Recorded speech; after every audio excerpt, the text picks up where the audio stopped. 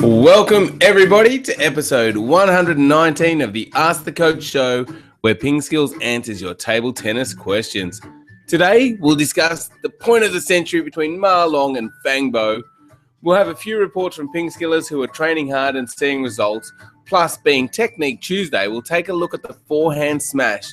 And in the questions, we'll discuss watching the ball, one-step footwork, and why some players say, Joel!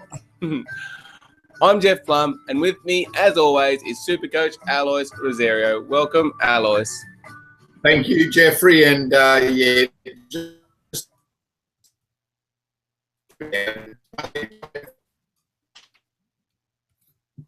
hello, can you hear me? No, you just cut out completely, but now you're back, I think.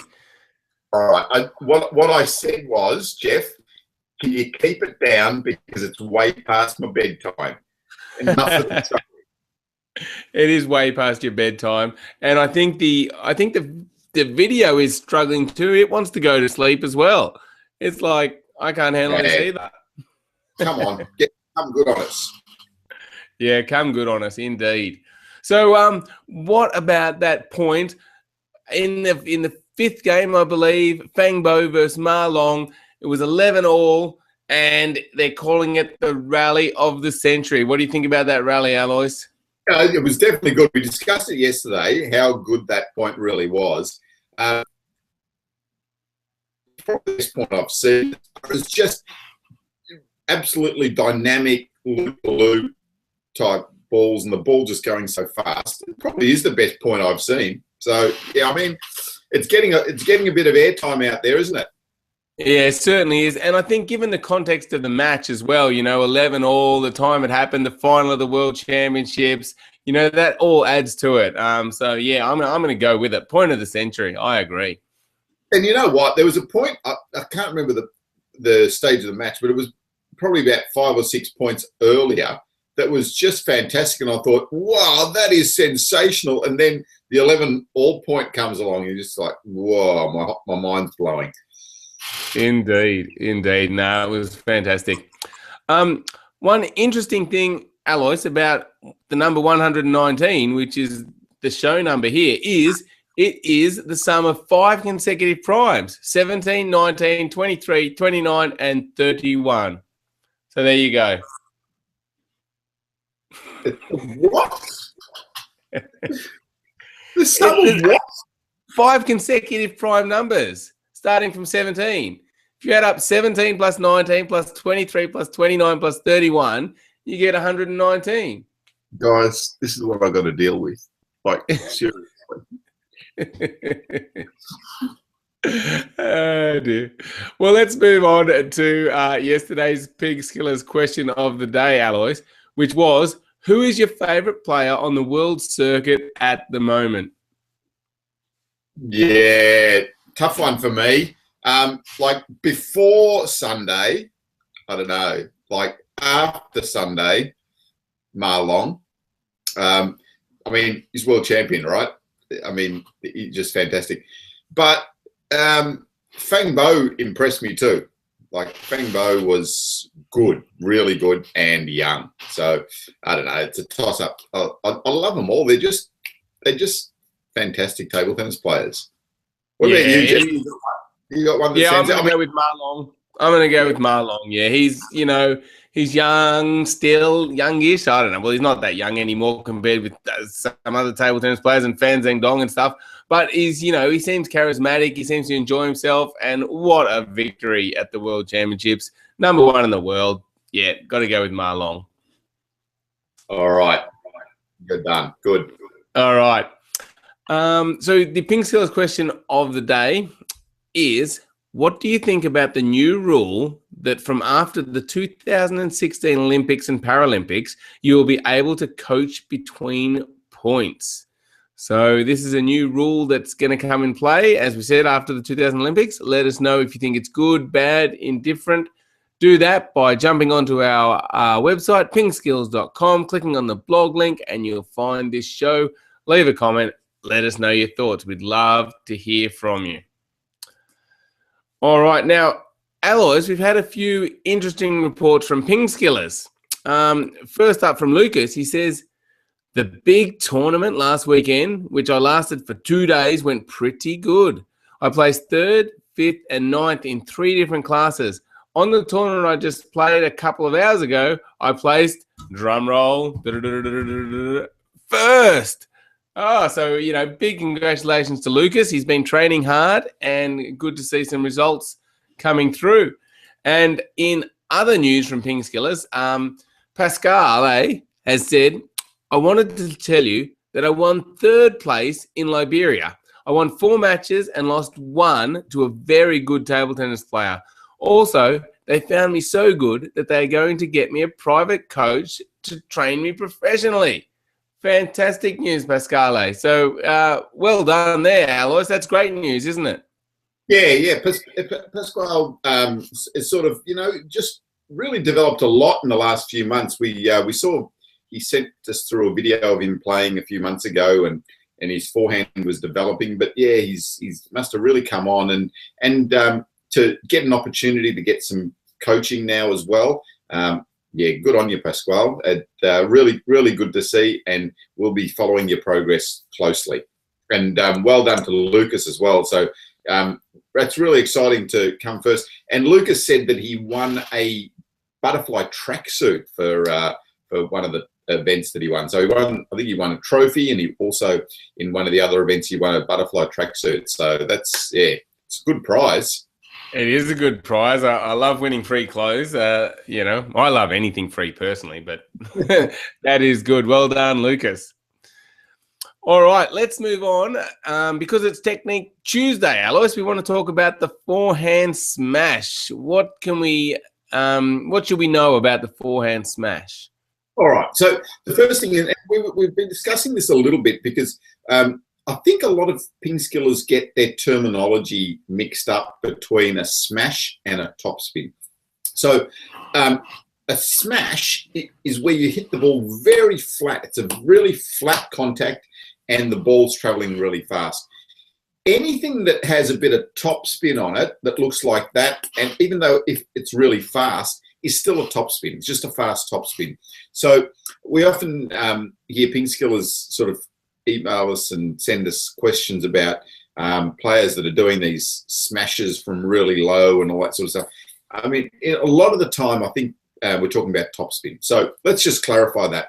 Then, yeah, that's a good point, Alois. And if we look at that point of the century, and if you haven't seen it, you better watch it. You know, a lot of those shots they're making are just huge forehand topspins with the ball's just got so much topspin and dipping, and that's why they're able to hit it so hard. Yes, and so those guys are very, very, very rarely making a smash. 99% of the time, they're playing topspin shots. They very rarely flatten it out. The only time they would flatten it out is if the ball goes up high above shoulder height. They've got plenty of time. They're close to the table. Then they flatten it out and smash it away. Okay. So that's the shot we're going to be talking about today, when the ball's up a bit higher and you flatten it out and hit it with power and not a lot of spin. Yes, and the technique, or a couple of the really important things about your technique. The first one is you've got to get your bat up quite high to start off with. So if you start too low, you're going to end up brushing the ball. So you want to get the bat up quite high. Also get it back and prepared. So we'll just talk about the arm action first. So the contact comes through, and as we talked about, it's a very flat contact and a follow through. So high start, flat contact, and follow through. And only really done when the ball goes up above shoulder or head high is the smash.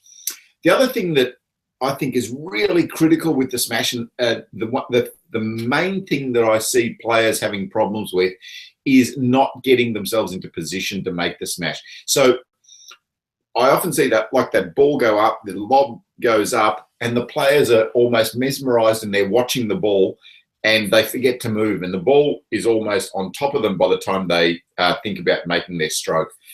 Really critical, as soon as you see that ball go up in the air with a lob, that you get yourself back. So step back away from the table, turn yourself a little bit side on, and then you've got the ability to come forward with some power and smash that ball. If you stand there close to the table and square to the table, it's really difficult to make the smash. You will end up dragging that bat down, and the ball will drag into the net. So really utilize that time that the ball's up in the air, get nice and side on, bat up high, and then come through and smash it. So we cover that in our lesson on the forehand smash. Take a good look at it, and we'll cover those points and even more. Excellent. And yeah, it's a really good shot to learn, because, you know, if you do all that work and force your opponent back and get a high ball, you really want to capitalize. So learn the smash, take a look at the video, and, you know, practice it. Yeah, nothing more frustrating than having that ball up really high and then making and missing that shot. So yeah, it's a good one to practice. All right, thanks for that, Alois. All right, let's move on to some questions. We've got some from Brock, who has jumped on with and used the Google Q&A app to ask some questions live on the show. So thanks again, Brock. We always love people to ask questions live on the show. Now, Brock says, how many hours a day do you think the Chinese practice, and you know, and then over a week, how many hours?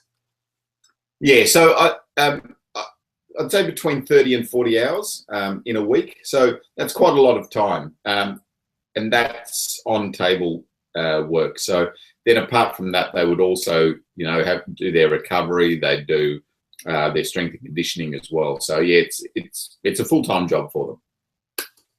Indeed. And then Brock has also said, what is the difference between a loop and a forehand topspin, or is it the same?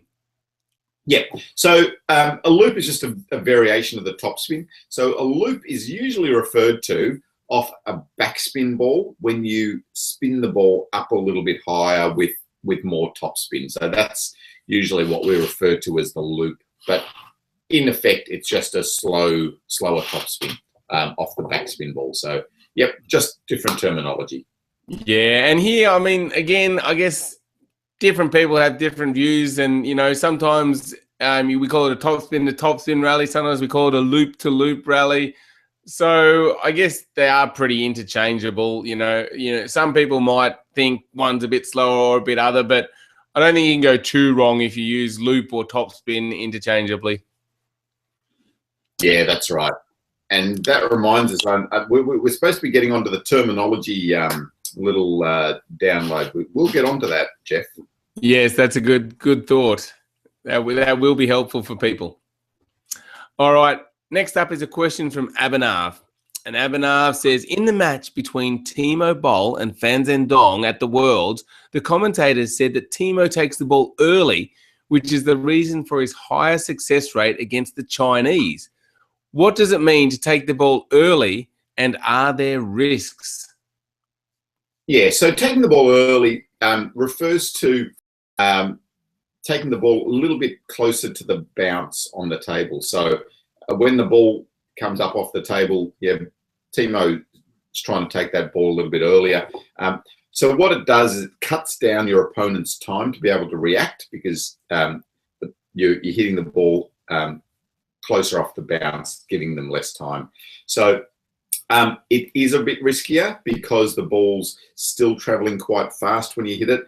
You also have less time, obviously, to make the stroke. So if you let the ball come back here, you've got a bit more time to make your stroke. Whereas if you're taking the ball off the bounce, you're giving yourself a little bit less time too. So that's the risk involved. Can be really effective, but it's something that you need to build up to.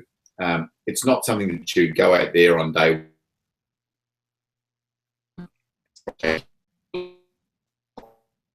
Oh, yeah, we just lost you for a second, Alois, but I think we got the point. You need to work up to that with practice. Get your basics right first, and then if you like, you can start to try and take the ball a bit earlier. Look, yeah, got it. Good. So thanks for the question, Abhinav, and it's good to see you watching the world and watching these top players and picking up on what the commentators are saying. It's a good way to learn. So, you know, keep doing that. I'm sure there'll be more tournaments on ITTV that we can watch coming up as well. All right. Next up is a question from Utkarsh. And Utkarsh says, when I execute any topspin stroke, most of the time, the reason of the failure is that the ball hits the edge of the racket. It happens very frequently and leads to irritation. Please help me with this. Is it necessary to contact the ball in the middle? Okay. So, Utkarsh, what Utkarsh is talking about is the ball hits the edge of the racket there when he plays the stroke.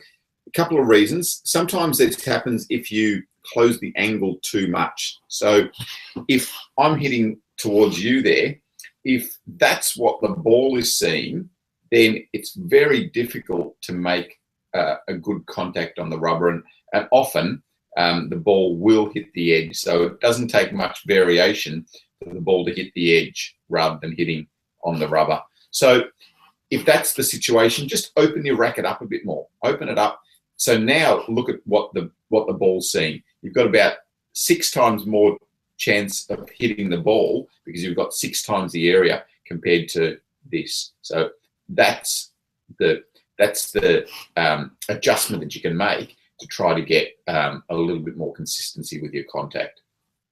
The other thing that does happen sometimes is if you're a little bit late on your stroke, then you get the edge balls. So if you find that the ball's flying way up into the sky, up high, then that usually means that you're hitting that ball a little bit late and getting the edge that way. If the ball's sort of zipping out past the table, then you probably have your racket too closed, so you can open that up a little bit more and try that. So yeah, so give that a go and see if that helps to get a few less edge balls. All right, yeah. And yeah, keep going with it, Utkarsh, because the topspin, it's a really important stroke for table tennis. So yeah, watch our forehand topspin video again. Think about the angle of your bat and just keep practicing. And I guess the other thing, Alois, is, just really learn to watch the ball really closely because that will help as well. And yeah, so Utkarsh also talked about, is it necessary to contact the ball in the middle? Not necessarily, no. So as you start to advance your topspin, you can start to get the contact a little bit closer to the front edge. So you'll find you'll get a little bit better contact and a little bit more spin if you contact the ball there. So yeah, it doesn't have to be in the middle, but certainly to start off with, start by contacting the ball in the middle. Good advice. Okay, next up, a question from Romeo. And Romeo says, is there a specific way of doing the one-step technique with footwork instead of skipping around?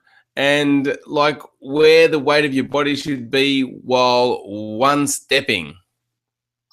Yeah, so the one-step footwork that Romeo's talking about is, so you're in position. So rather than doing the jumping or skipping across, you're basically just taking one step out there. So if I was here, so I'd just take one step to reach the ball, or out here, take one step to reach the ball. So only one of my feet's moving, so not both feet. So that's where you're really caught short of time and you haven't got time to move both feet into position. That's when you do that one-step footwork. We see it a lot more in the women's game because they're closer to the table and the ball's traveling fast. So you'll see the women tend to do that one-step footwork a little bit more than the men.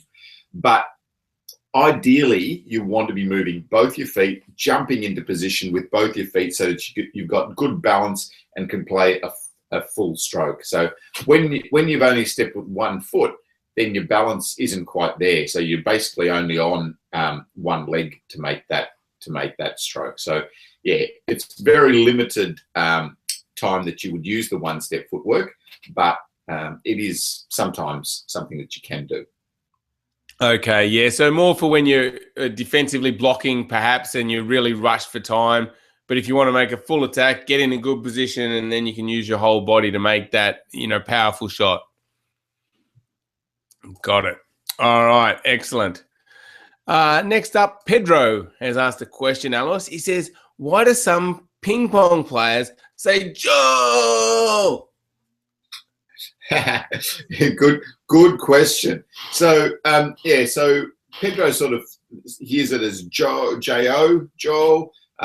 Often we hear it as C-H-O, Chol.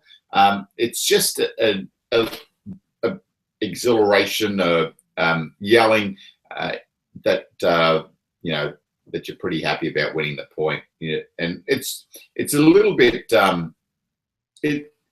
it's undecided exactly where that's come from. I know when I was young, it was more S-O, like soul, which say comes more from the Japanese for fight or to fight.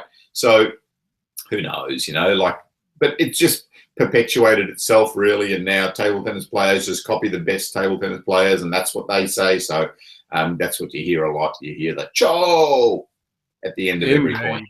Yep, you certainly do. And Ma Long was certainly getting into the action with his own enthusiastic celebrations as he closed in on the title.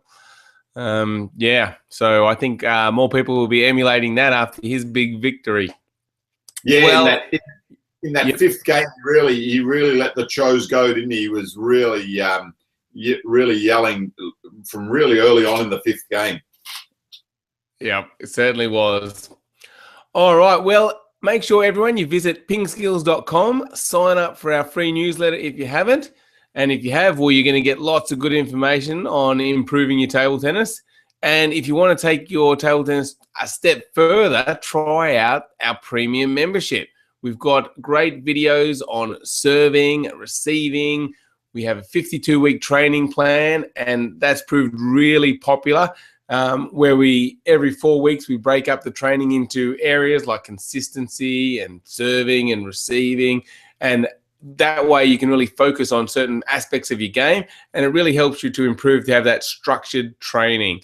So yeah, if you're thinking about it, head to pingskills.com and check out the PingSkills Premium membership. All right, well, thanks everybody for watching the show, and thank you, Alois, for your words of wisdom answering all those questions. Thanks, Jeff, and PingSkills, we'll see you tomorrow around the same time. Indeed. Thanks, everyone. Bye.